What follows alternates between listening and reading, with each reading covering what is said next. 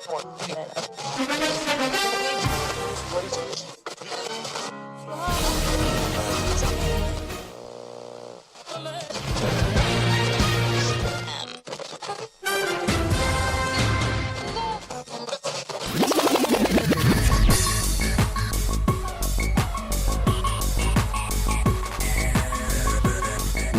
your favorite beverage. It's time for the Beers and Bruisers Fantasy Football Podcast.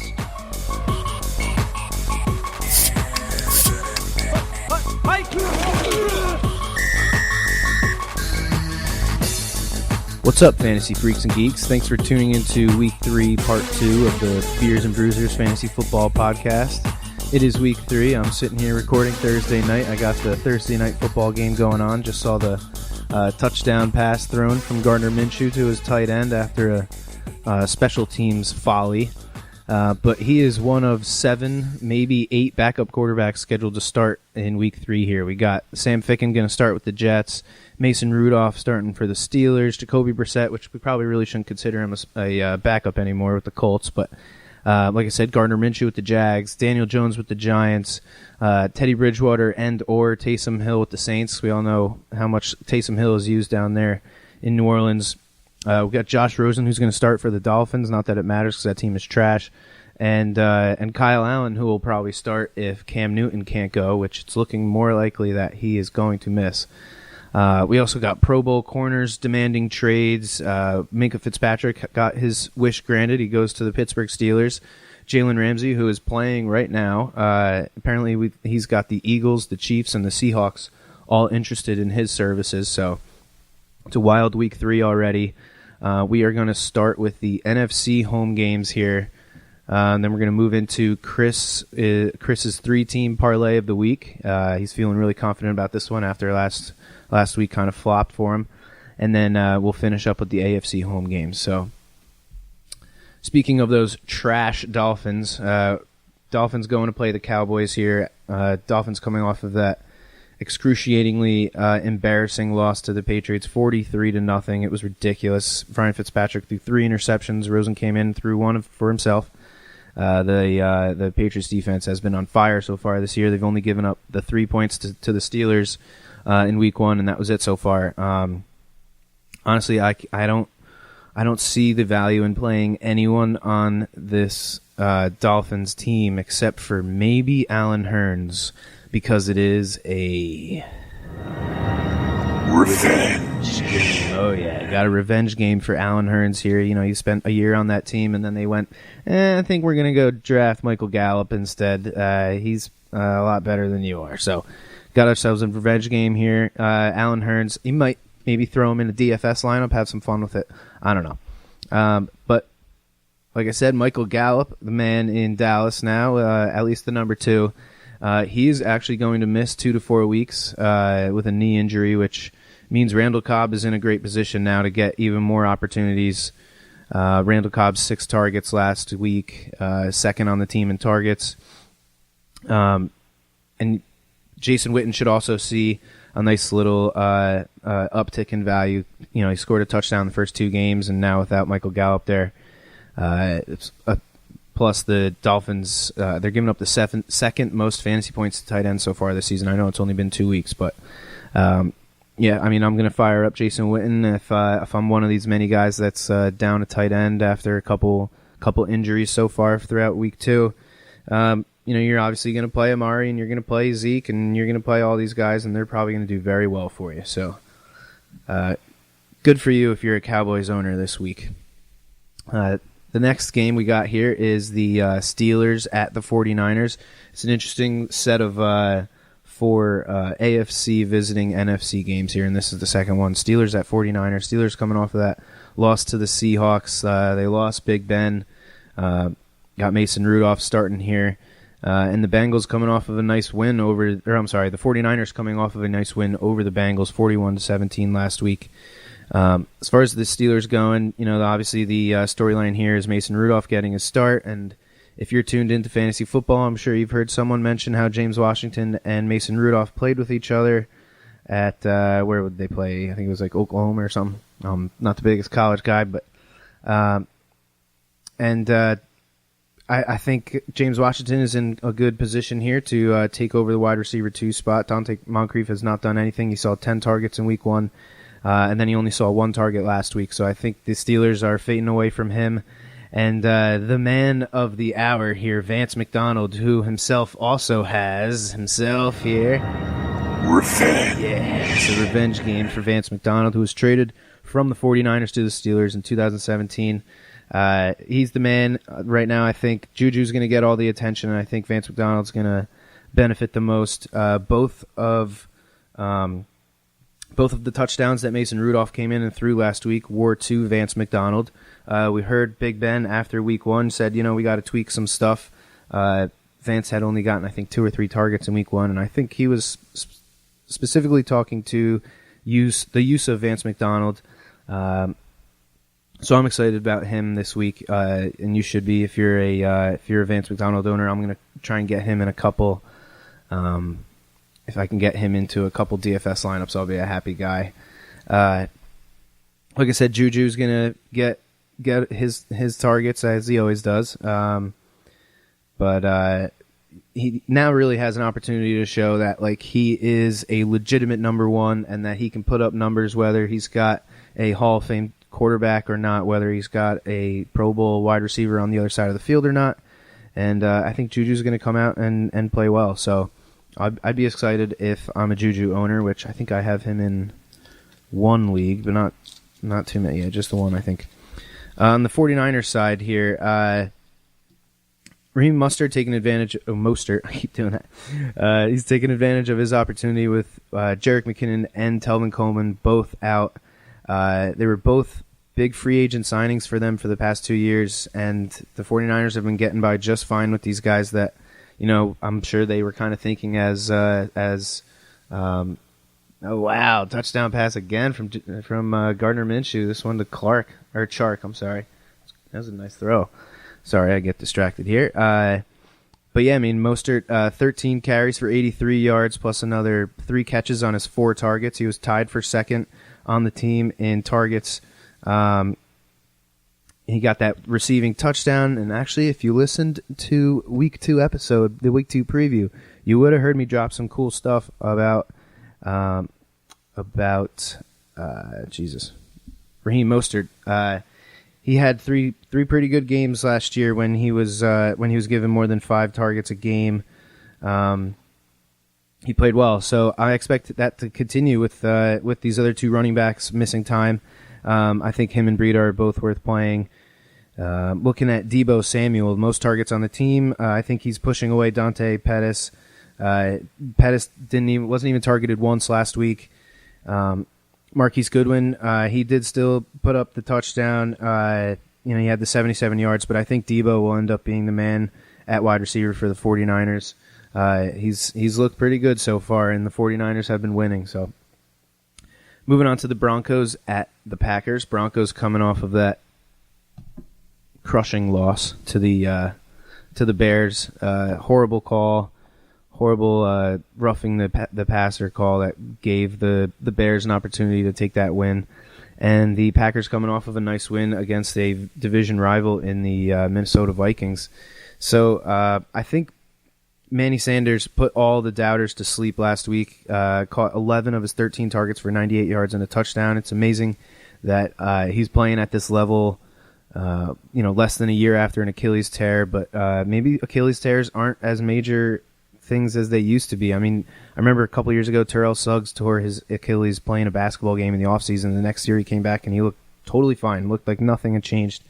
But who knows? Maybe Manny Sanders and Terrell Suggs are just special. But as far as the running backs go on this Broncos team, it's getting pretty troubling for Philip Lindsay owners. I think he might be losing some work to Royce Freeman. Royce Freeman's put up 30 more total yards on 8 less opportunities throughout the first 2 games. A lot of people figured it would be a 70-30, 65-35 type of split this season, but especially after the season that Lindsay had in 2018. But so far, it's been much closer to a 50-50 split.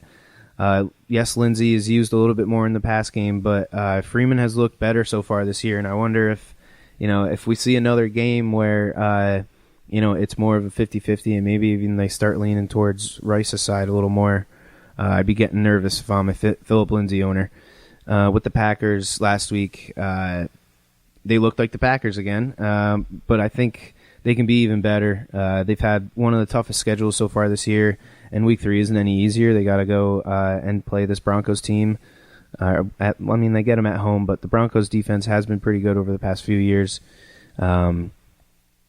It's we're still kind of waiting to see what wide receiver emerges as the number 2 wide receiver with the Packers here, between MVS and Geronimo Allison, who is dealing with a leg injury. It's neither one of them has really taken the opportunity yet. Geronimo did score a touchdown last week, but he also fumbled, so that's got to count towards something in the eyes of the coaches. So far this season, the Broncos have allowed the 2nd most receiving yards and the 5th most receptions to running backs. So I think we could see Aaron Jones and Jamal Williams see a little more use in the pass game this week. We saw Jamal Williams get he had the receiving touchdown last week. So I'd be willing to play them, Jamal Williams, in a DFS lineup. He's probably going to be really cheap, so I'd be willing to throw him in there. And Aaron Jones, he had a great game last week, 23 carries. He had another 6 targets, 34 receiving yards on top of his 116 rushing yards. He had the touchdown. He was great, so you're obviously going to keep playing him as well. Going to the 4th of these AFC visiting NFC games, we got the Raiders at the Vikings. The Raiders coming off of the loss against the Chiefs, 28-10. The Vikings, like as I just said, coming off of the loss against the Packers. After seeing only 3 targets in Week 1, Hunter Renfrow led the team in targets in Week 2. He had 8 targets. He only caught half of them, but hopefully as the chemistry between him and Derek Carr grows, we'll see some more completions between the two of them, and maybe some more yards after the catch. It takes time for rookie wide receivers, especially slot receivers, to develop. And Renfrow seems like the type of wide receiver that Gruden wants. A smart guy, tough dude, really good route runner. Gruden's offenses are all about getting the ball out quick, getting it to the easy receiver there. And Hunter Renfrow running those routes underneath is definitely good for that offense. So it was great to see Darren Waller so involved again. And he's producing. Still hasn't had the touchdown yet, but 6 catches on 7 targets for 63 yards. You'll take that as a tight end any day. And Tyrell Williams, he's also taken advantage of a great opportunity. He's showing us that maybe sometime down the future, and next time he's up for a contract, he can be seen as a wide receiver 1 and not just a wide receiver 2 playing second fiddle to Keenan Allen or Antonio Brown. He is dealing with a hip pointer, but he says he's going to play. So, and they're playing the Vikings D against. He's going to see a lot of Xavier Rhodes, great corner. So I might temper my expectations with Tyrell Williams with the matchup and the injury. On the Vikings side, after throwing only 10 passes in Week 1, Cousins completed only 14 of his 32 passes in Week 2. That's pathetic. Although Dalvin Cook had a big day, 20 carries for 150 yards and a touchdown, caught all 3 of his targets for 37 yards. Half of his rushing yards came on the one big 75-yard touchdown run. And the Vikings were kind of forced to get away from the run game. The Packers jumped out to a big lead. It was 14-0 after the first quarter, and they went into the half 21-10. So Vikings kind of had to throw the ball, and Kirk Cousins did not look good. 2 interceptions. He fumbled once. You gotta be nervous as Thielen and Diggs owners, who they still got their targets. Diggs with the touchdown, but Cousins showed why the head coach there, Mike Zimmer, wants this offense to rely on the run game and the defense, because I just don't think Kirk Cousins is set out to go out there and throw the ball 38, 40 times a game and win them games. They got an awesome running back. They need to take advantage of it, and they're trying. So, moving to one of the more exciting games, the Lions at the Eagles. Lions coming off a win at the Chargers, 13-10. The Eagles coming off of the loss against the Falcons, 24-20. Deshaun Jackson's going to be out 2 weeks. Alshon Jeffrey's probably out for another 2 weeks. And if the Eagles don't sign another wide receiver before week 3, it's going to be another big day as far as the targets go for Aguilar and Ertz and Mac Hollins, who I remember a couple of years ago, I remember watching him in a preseason game going, damn, that dude looks good. So I may throw him as another cheap DFS play guy, save some money, be able to get a stud somewhere else. He's going to get the opportunity, so why not? I also wouldn't be surprised if we saw Darren Sproles see a big uptick in his work in week 3. The Eagles are going to have they're going to have to do better in the run game. Eagles running backs Miles Sanders and Jordan Howard combined to average 2.5 yards per carry on their combined 18 carries last week. That's not very good. And the Lions are actually looking like a pretty good matchup here for running backs. If you go back week 1, they allowed 137 total yards to David Johnson. He caught 6 passes and a receiving touchdown. And then week 2, we saw Austin Eckler put up 133 total yards. He had a rushing touchdown plus another 6 catches. And even Justin Jackson had 60 yards rushing. So it looks like it's going to be a good matchup for these Eagles running backs. And, in a week where they're pretty much decimated at wide receiver, I would hope that the head coach would try and rely a little bit more on this run game. The run game and obviously Zach Ertz. But I'm afraid, if I'm an Eagles fan, I'd be afraid that they're going to put Darius Slay on Ertz. And I know Darius Slay did not play as good as he usually does against Keenan Allen last week. Keenan Allen's a great wide receiver. I think they might say, let's put our best guy on their best guy and make them beat us with their other guys. So, looking at the Lions, speaking of tight ends, TJ Hawkinson was a huge disappointment after a big game in week 1. Week 2, he only caught 1 of his 3 targets for 7 yards. He was out-targeted by Jesse James. He might be seeing a breakout year. We might be seeing a breakout year for Kenny Golladay here, though. He's probably the more exciting player so far this season on this offense. 19 targets so far, 160 yards and 2 touchdowns in 2 games. This week he could be. This week he's kind of. This could be the week that he really separates himself from Marvin Jones, and looks like the wide receiver 1 that the Lions have been hoping him to look like. Hasn't, there's been glimpses of it. He's played great in some games, and other games not so much. And the Eagles, they've allowed the second most fantasy points to wide receivers this season so far. So Kenny Golladay is going to have some matchups. Remember last week we saw those Falcons wide receivers just run down the field. The Eagles cover guys could not run with them, and it was obvious. All right, moving on here to the Panthers at the Cardinals. We got Cam, who's most likely going to miss this game. He's missed every game or every day of practice all week. He was still in that walking boot today, apparently. Panthers coming off of that rough loss to the Buccaneers, 20-14. Cardinals coming off of a loss to the Ravens, 23-17. 2 teams, looking to turn things around. As far as the Panthers go, I'm still starting Christian McCaffrey no matter what. He's a beast. He was your first pick for a reason. You're going to start him every week. It's the guys, Curtis Samuel, DJ Moore, that I'd be a little more worried about.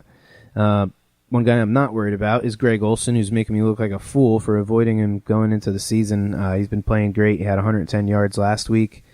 Caught 6 of his 9 targets. Any tight end that's going to get 9 targets is worth playing. But this offense is going to run through McCaffrey, Moore, Samuel, and Olsen. Hopefully, back up there in Carolina can just keep things going. He doesn't have to do much. They got some legitimate talent around Cam there. That's why it's kind of disappointing to see Cam underperforming over the last year or so now.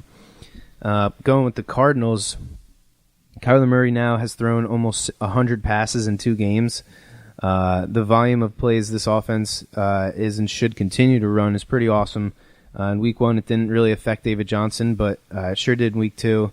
He only had 7 carries, and he was only targeted once. It's strange to me. The Ravens are a great defense, and maybe they kind of took him away, but still to only give the guy 8 touches. He's your best player. You got to get him more usage than that. But this volume, as I said, that the Cardinals are throwing out there every week, it's awesome for Larry Fitzgerald and Christian Kirk. I'd be trying to pick up Larry Fitzgerald if I could. The first trade I make this year is probably the trade offer at least is probably gonna be trying to get Larry Fitzgerald, and a dude that's gonna see how many did he have? 11 targets last week, and he's gonna be used as the top dog every week. So if I'm trying to pick up a wide receiver, I'm going after Larry Fitzgerald. This game it's gonna be tough. The Giants at the Bucs. Giants coming off of a loss. The Bucs coming off of that win against the Panthers. The Buccaneers pretty much across the board have great matchups. The Giants are in the top 10 as far as most fantasy points allowed to all 4 of the major positions so far this year. Maybe this is the week Jameis turns it around. Maybe this is the week that the offense clicks. But the weird thing to me last week, as far as the Bucs go, is O.J. Howard. He was on the field for 60% of the snaps, but he wasn't targeted once.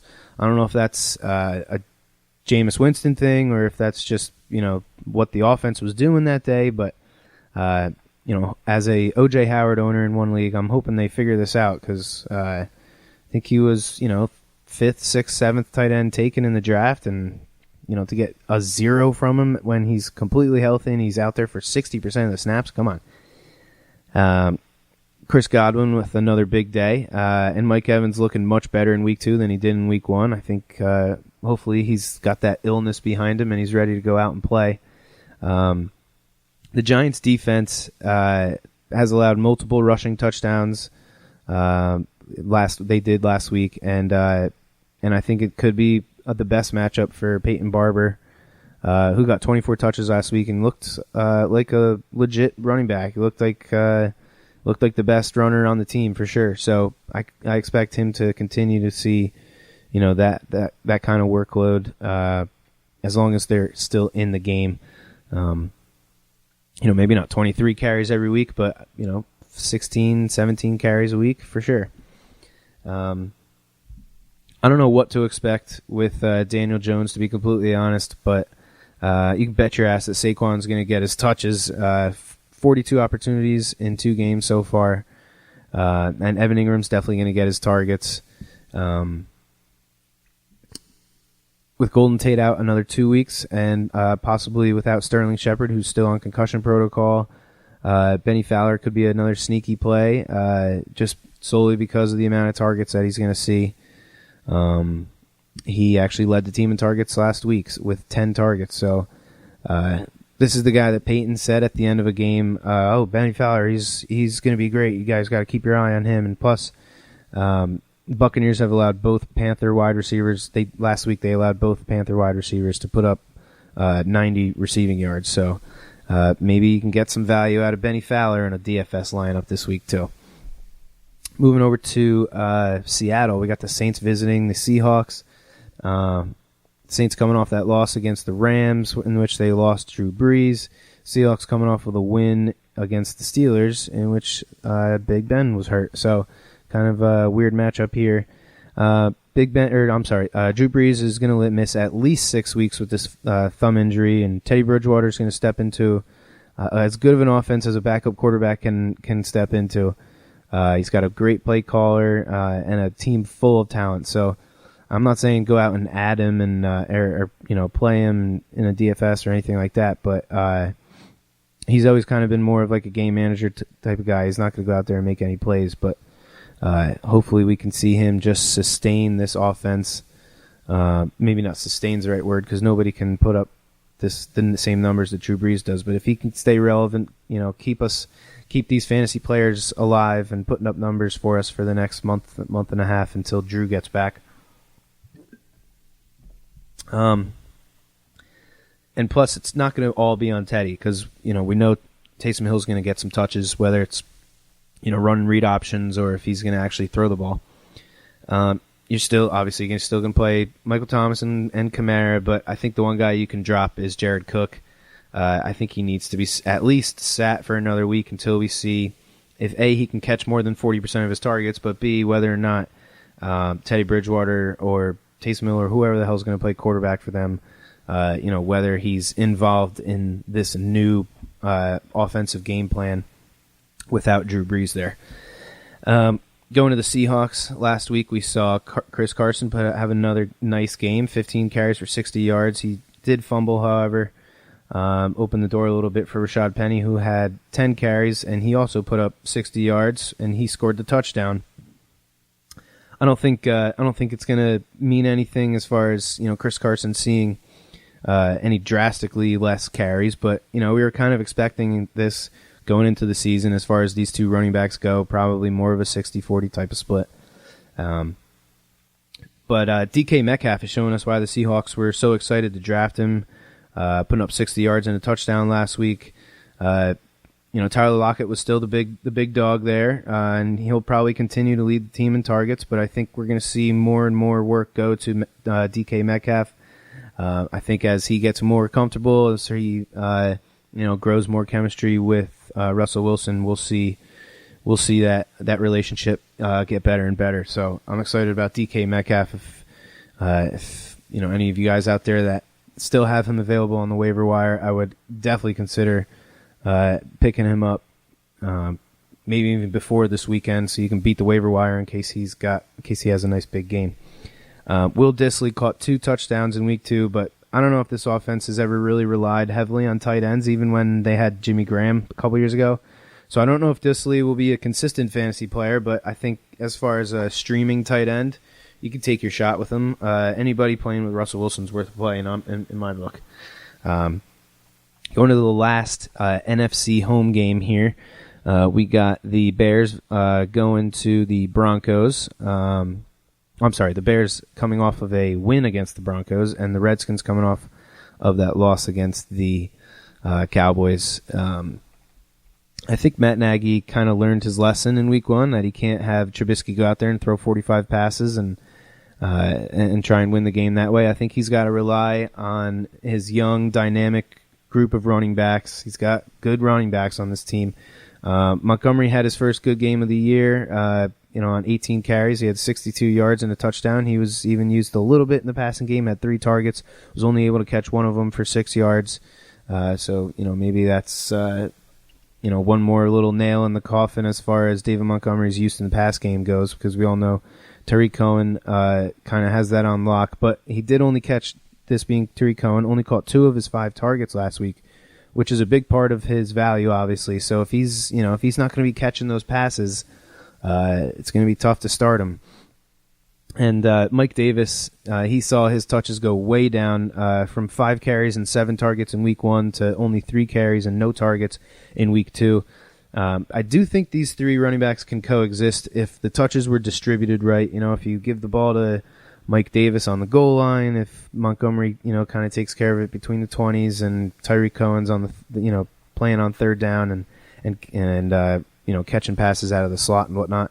It kind of hurts all 3 of their value, but, if the first thing you want, obviously, is consistency. So if we can just get some kind of consistency as far as what the touch distribution is going to be between the 3 of them, then we'll have a better idea of whether or not Montgomery is really an RB2 or if he's more of a flex. Is Tariq Cohen a flex, or is he kind of an RB2?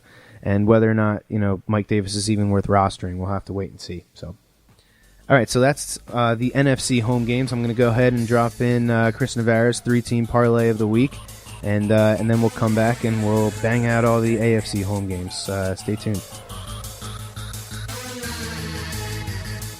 We are here with Mr. Christopher Navara with the Week 3-team parlay of the week. Hasn't been going very well for us for the first 2 weeks. I think it was the Bengals that boned us last week. Was it, Chris?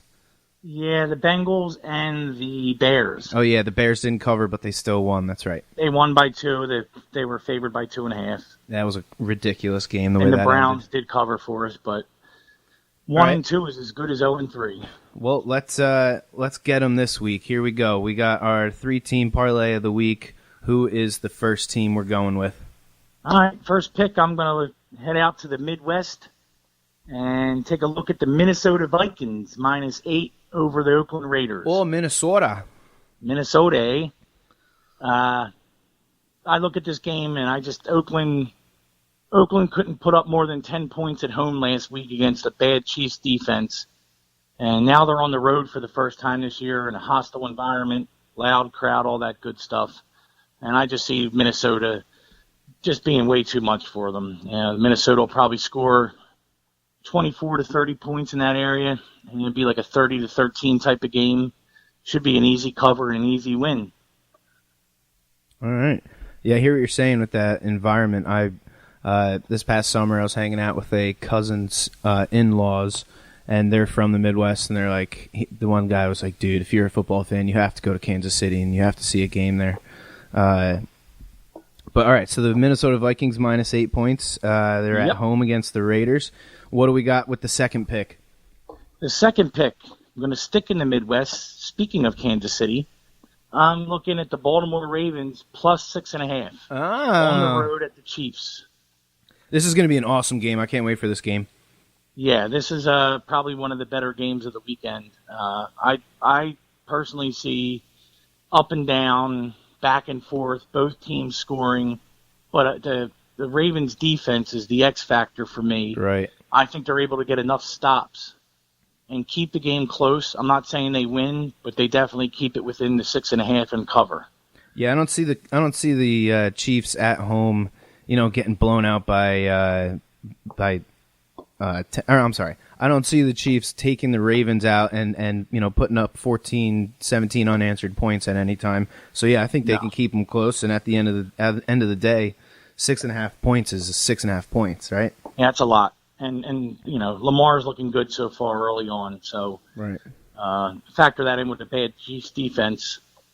We should see a high scoring game in Kansas City. Going to see two really awesome tight ends that are used a lot in fantasy football and in football in general. So, yeah, I'm definitely excited about this game. One that's been on my bench for the first 2 weeks. Oh, yeah? I had both of them, in fact. I have Kelsey and Andrews. Yeah. But Andrews is on my bench. I may be putting him in my flex position. Dude, you should look into trading Kelsey. You can probably get a hefty haul for him. Yeah. And then just ride with Mark Andrews. Receivers aren't too nothing to write home about. If I had two tight ends like that, that's what I would do. But all right, nonetheless, what are we doing with our third team for the Week 3 3-team parlay of the week? All right, the third teamer. This is a 4:25 kickoff. After we nail the first two at 1, all we got to do is sit back, put our feet up, and watch the 49ers take care of Pittsburgh minus 6.5. Damn. Yeah, it's a big spread, but I look at this game, obviously, with no Big Ben in the lineup. I just don't see Mason Rudolph, who wasn't that great in college, to be honest with you, being able to come in with his first NFL start, on the road, another hostile environment. 49ers have been bad the last few years. I don't know if I'd call the 49ers crowd very hostile, but okay, I'll give you that. Cheese crowd, but still, nonetheless, they're going to be loud behind their defense. Wine and cheese. What'd you call this game earlier? Wine and cheese, definitely. It's a sofa game, or it's a rocking chair game. Rocking chair game. I like it. I'm not calling this one a rocking chair game. That would be the Vikings game. That would be the rocking chair game, I think. But this game, it's probably close. Second half, maybe late third quarter, early fourth quarter, the Niners finally put it to bed. Get that one last score that puts it over. And if they get up early, Pittsburgh can't just sit back and run the ball. They're going to have to throw, and they're going to have to throw at this rookie. Right. Again, who's never played a game in the NFL. And, the Niners defense is looking good this year. Richard Sherman's looking like Richard Sherman again. They put a beating on Cincinnati on the road last week. They did. They're looking at going 3-0 in their home, so... All right, I'm going to take a shot at the Niners. I like it. So we're going Vikings picks this week. We're going Vikings minus 8 at home against the Raiders. We're going Ravens plus 6.5 visiting the Chiefs, and we got the 49ers minus 6.5 at home against the Steelers. Hoping for this one to come through for us. We can get on the positive side of this whole thing and then start racking up some wins in a row. Yep. Thank you, Chris, for taking your time, giving us this lineup here, and we'll talk to you next week. Thank you. And see you guys next week.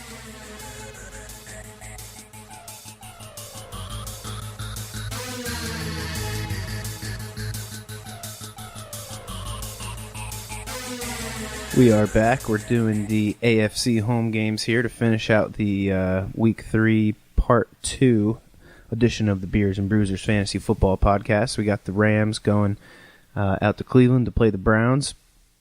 Browns coming off that big win against the Jets, 23-3. Rams coming off the win against the Saints. Cooper Kupp was the man last week. He had 9 targets, had a touchdown, really long touchdown run. He looked awesome. His knee is clearly all good. Robert Woods saw a lot of Lattimore playing the Saints last week, which explains his smaller output. He only caught 2. He only was targeted twice, caught both of them for 33 yards, which is not what we're used to seeing from him. But we'll give him a pass this week. The big thing in this game, or the big thing for the Rams at least, was that Gurley had 20 carries, or not 20 carries, 20 touches last week, which is probably a nice relief for you Todd Gurley owners out there. You pretty much are stuck playing him every week, so I'm sure that was nice for you Gurley owners. For the Browns, Njoku is dealing with a concussion and a wrist injury from that gnarly hit he took last week. He's most likely going to miss Week 3. The Rams have actually allowed the 4th most fantasy points to running backs throughout the first 2 weeks of the season, so I expect this to be a huge Nick Chubb day. Jarvis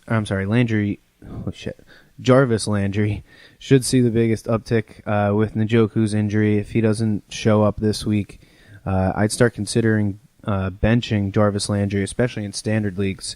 His biggest thing all throughout his career has been the volume for him, and he's not going to be getting it with Odell there. We saw Odell have the big game last week. He had that, whatever it was, 70-something yard touchdown run. So, speaking of the Jets, my poor Jets, we had Simeon come in. He broke his ankle, and then this dude, Luke Falk, who I'd never even heard of, came in. He did complete 20 of his 25 passes. I'll give him that. Not a bad completion percentage, but it's easy when you're just throwing little dump-offs to Le'Veon and Jameson Crowder. But as I was afraid going into the season, the Jets have kind of been forced to use Le'Veon as the number one option in the pass game, which is great for Le'Veon owners in PPR leagues, but in real football, it's not all that great. So as a Jets fan, I'm not crazy about it, but I knew going into the season, they didn't really have a true number one wide receiver. And now with Quincy Enunwa out and Chris Herndon still suspended, they're stuck just throwing the ball to Le'Veon out the backfield, and if you can split out wide, and then Anderson and Crowder, who are both limited in what routes they can run. They're both great at what they do. Robbie's that deep threat, and Crowder's the slot receiver running in the middle. But as far as using the entire field, I don't see it. And the Patriots, as I mentioned earlier, their DST has been awesome throughout this season so far. They've only allowed the 3 points. They've had, I don't know how many turnovers, I think 7.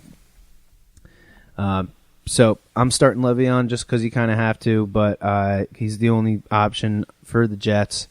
But everybody else, I'm kind of sitting, especially Robbie Anderson. I have him in 2 leagues, and it was awesome after week 1 with those 17 freaking targets, but you just can't start him against his Patriots. The Patriots are going to take away what the Jets do best, so they're going to key in on Le'Veon. They're going to key in on Jameson Crowder, and they'll probably let him take some shots down to Robbie Anderson and see if he can complete any of those passes. But I'm going to guess Stephon Gilmore is going to be on Robbie Anderson, which usually means that receiver is not involved in the game at all.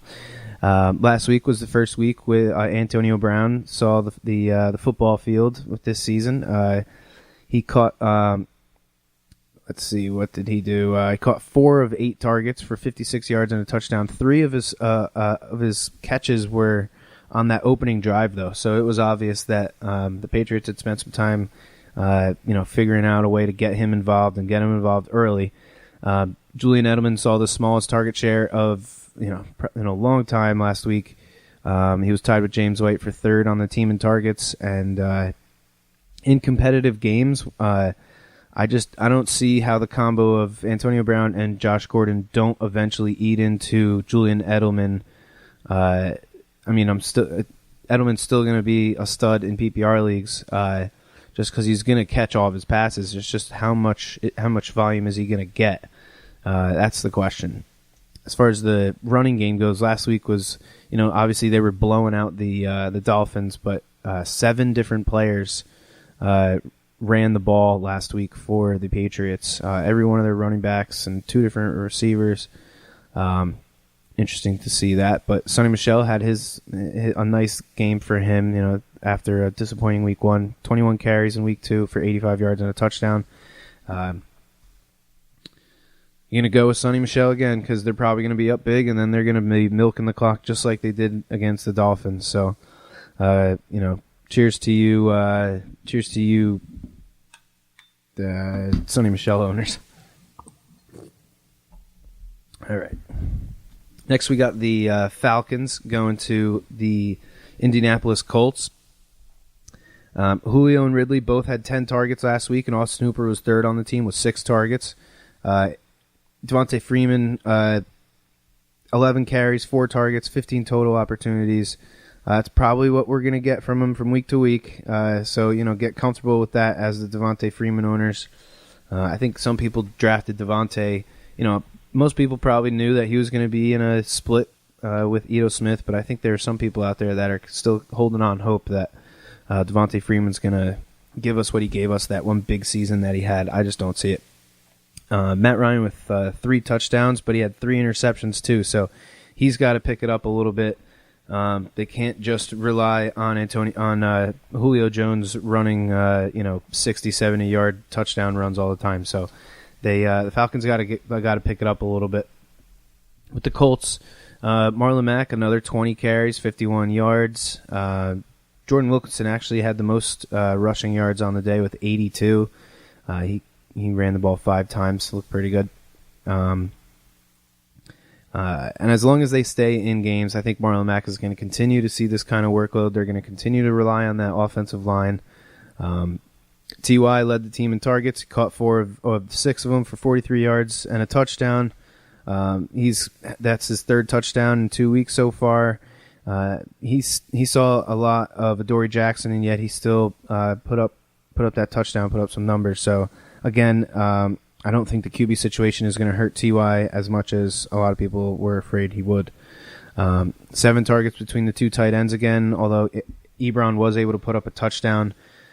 It's not looking like Jacoby Brissett is a fan of the tight end. Moving to the Texans at the Chargers. Chargers they lost their safety Adrian Phillips, who had replaced Darwin James. So they're pretty beat up right now, especially in the secondary.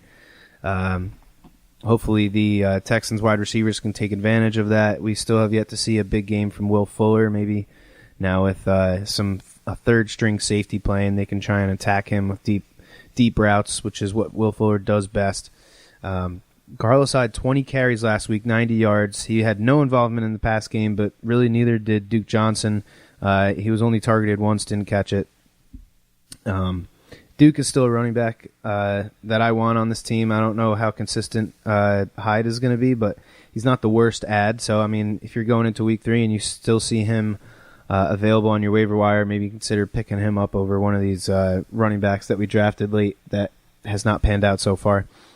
Tough game for Hopkins, and like I said, we're still waiting for that connection with Watson and Fuller, but I think this is a game that maybe the Texans can get back on track. And last week they did play the Jaguars, and that Jags secondary is one of the best in the league. They're showing it right now on Thursday Night Football. So I like these. I like the Texans wide receivers this week. As far as the Chargers go, Austin Eckler, as I said last week, the forgotten running back of the 2017 draft class, which may I remind you consisted of Leonard Fournette, Christian McCaffrey, Dalvin Cook, Joe Mixon, Alvin Kamara, Kareem Hunt, James Conner, Tariq Cohen, Aaron Jones, Marlon Mack, Chris Carson. Caught all 6 of his 6 targets. 23 total opportunities, 133 total yards. He had a touchdown, but he did have a fumble on the goal line, which is not great. Justin Jackson came in. He put up some yards too. So Austin Eckler's in a great position right now. Hopefully the Melvin Gordon thing doesn't work itself out because it will kind of squash Austin Eckler's value, I would think. But as I mentioned earlier in the podcast, Keenan Allen with a 15-target day last week. He only caught half of them, but Darius Slay in coverage is not easy. And you should continue to expect these big target days for Keenan Allen.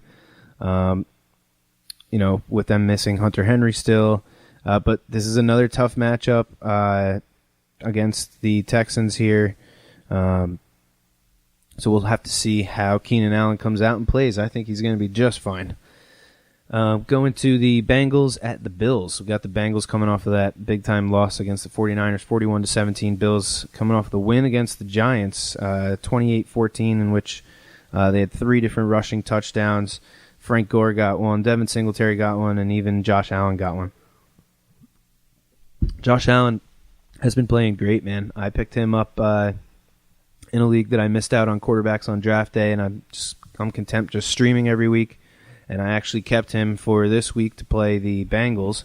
Bengals defense, they're actually giving up the 10th most fantasy points to quarterbacks so far throughout the first 2 weeks. So I think Josh Allen has another good little matchup with how bad they are against the running backs. They've given up the most fantasy points to running backs so far, this being the Cincinnati Bengals. So Devin Singletary is apparently dealing with I think it's a calf strain or something like that. So if he misses, Frank Gore has the best matchup of the week, and we saw him get 19 carries last week. He was targeted twice. He had the touchdown, 68 yards. So I think Frank Gore is going to be somebody that you can definitely play in DFS lineups because he's going to get the opportunities, and he's probably pretty cheap. John Brown, 2 weeks in a row with the most targets on the team. Him and Josh Allen seem to have a connection brewing. I like it so far, This Bengals defense, as I said, it's terrible against running backs. Week 1, they gave up 81 total yards and 2 touchdowns to Chris Carson. And in Week 2, 3 touchdowns and 250 rush yards by the 49er running backs. And actually all their rushers combined. I think Kyle Juszczyk had a couple nice runs as well. Moving to the last game here of the episode, which I think is going to be the best game of the week. We got the Ravens going to the Chiefs. Ravens coming off of a win against the Cardinals. Chiefs coming off against the win in Oakland against the Raiders. Lamar Jackson has continued to look awesome. I was so excited about him coming into the season, and I'm so happy that I have him in multiple leagues. It's fantasy football is so much easier when you know that your quarterback's going to go out there and put up numbers every week. This dude carried the ball 16 times for 120 yards last week of rushing on top of his 275 yards of passing. You're not going to beat that. I mean, that's as good as it gets in fantasy football when your quarterback can put up 12 points in the running game. It's pretty awesome. Ingram did leave the game in the middle of the game. He came back. He looked fine. So I wouldn't be too worried about him. They're definitely going to want to use him in this matchup. You want to keep good old Patty Mahomes on the sideline, not throwing bombs. Both of his tight ends did well last week. Hayden Hurst got involved with that touchdown catch. 1/3 of Lamar Jackson's passes went to tight ends last week. And then another third went to Marquise Brown. So pretty much 2 players with 60, almost 70% of the targets. That being Marquise Brown and Mark Andrews. These are the guys you want to play on this offense. As I said, Marquise Brown, he caught 8 of his 13 targets. He was in on every snap. He was in. He ran a route on every one of Lamar Jackson's dropbacks. And the Ravens have a good matchup here in Week 3. The Chiefs have struggled. They made a lot of changes to their defense, but they're still in the top 10 right now as far as fantasy points allowed to wide receivers. So I expect Marquise Brown to still see that usage, and I expect him to put up some numbers. So going over to the Chiefs here, LaShawn McCoy banged up. He had an MRI on his ankle, and it came back negative, so he seems fine.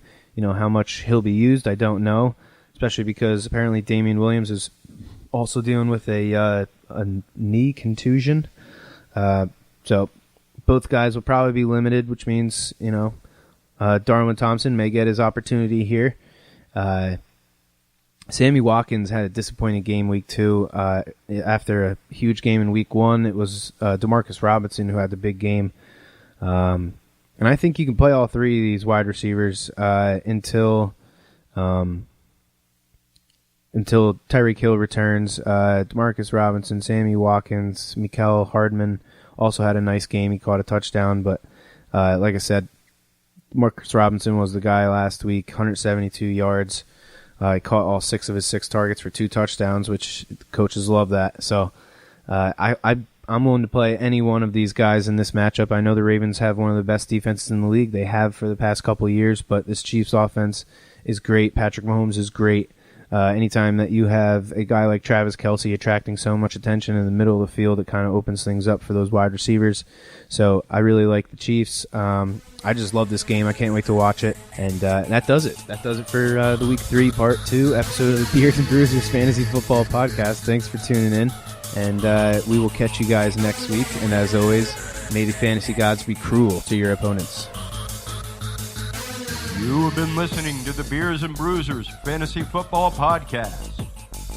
For more episodes and information, follow us on social media and tune in every week. Beers and Bruisers is available on Google Podcasts, iTunes, iHeartRadio, Spotify, Alexa, Reach TV, or your favorite podcast service. Beers and Bruisers is a proud member of the HC Universal Network family of podcasts. To find out more about this and other great shows on our network, visit us online at hcuniversalnetwork.com or download the free HC Universal Network app today. Fantasy football is fun, but gambling addiction destroys lives. If you or someone you love suffers from gambling addiction, please do not be afraid to seek help. The National Council on Problem Gaming operates a national problem gambling helpline network. Contact them today at 1-800-522-4700. Thank you for tuning in to the Beers and Bruisers Fantasy Football Podcast. Please remember to drink responsibly and always look for your man downfield.